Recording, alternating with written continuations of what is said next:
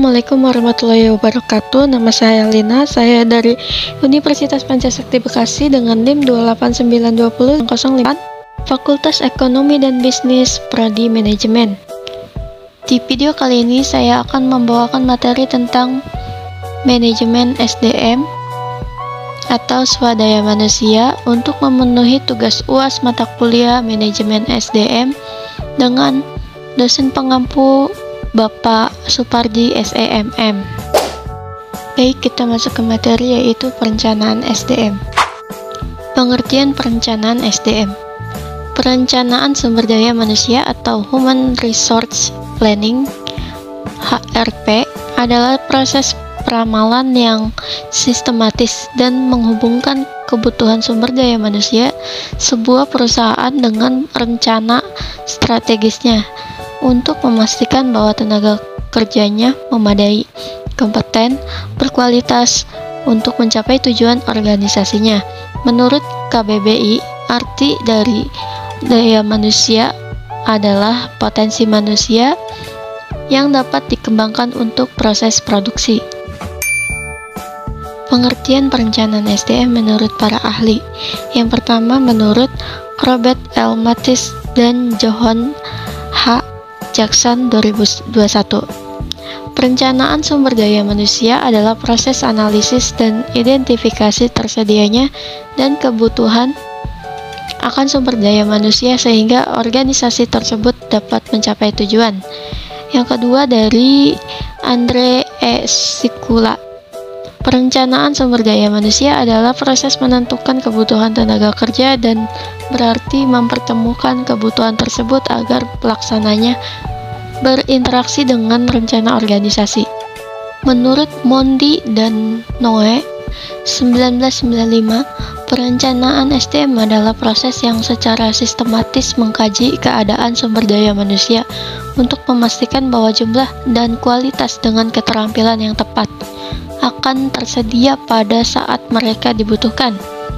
Dan menurut William B. Walter dan Kate Davis, perencanaan SDM adalah perencanaan yang sistematis untuk meramalkan kebutuhan pegawai atau demand dan ketersediaan supply pada masa yang akan datang, baik jumlah maupun jenisnya, sehingga Departemen SDM atau HRD dapat merencanakan pelaksanaan rekrutmen, seleksi, pelatihan, dan aktivitas lainnya dengan baik. Tujuan perencanaan SDM adalah untuk memastikan kesesuaian antara tenaga kerja dan pekerjaan, baik dari segi jumlah maupun kualitas yang dibutuhkan.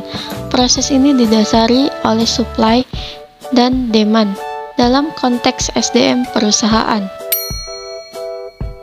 Selanjutnya, manfaat perencanaan SDM, yaitu yang pertama, membantu HR mengantisipasi kebutuhan tenaga kerja dengan berbagai kualifikasi di kemudian hari. Yang kedua, HR bisa bekerja secara proaktif dalam menemukan kandidat yang sesuai. Yang ketiga, sesuai dengan tujuan masing-masing perusahaan. Perencanaan SDM memungkinkan HR untuk mengidentifikasi, memilih, dan mengembangkan kompetensi atau tenaga kerja yang dibutuhkan oleh perusahaan. Tahap perencanaan sumber daya manusia. Yang pertama, menganalisis tujuan organisasi.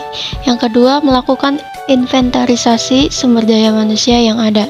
Yang ketiga, perkiraan permintaan dan pasukan sumber daya manusia. Yang keempat, memperkirakan kesenjangan sumber daya manusia. Yang kelima, perkiraan permintaan dan pasukan sumber daya manusia. Yang keenam, pemantauan, pengendalian, dan umpan balik. Proses perencanaan SDM, yaitu yang pertama, ketersediaan sumber daya manusia di perusahaan.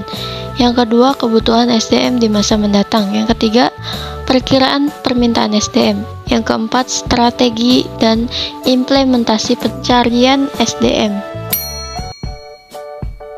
Berikutnya, faktor yang harus dipertimbangkan dalam perencanaan SDM. Yang pertama, pertumbuhan atau growth. Dalam melakukan perencanaan SDM, penting bagi HR untuk mempertimbangkan kebutuhan perusahaan, juga kondisi finansial perusahaan. Apakah perusahaan perlu banyak SDM atau tidak? Semua tergantung kondisi pertumbuhan perusahaan. Yang kedua, perubahan atau change. Perubahan dapat terjadi kapanpun, seperti ketika perusahaan mengalami perubahan. Maka itu, HR harus memiliki fleksibilitas agar bisa memenuhi kebutuhan perusahaan dengan baik. Yang ketiga, teknologi.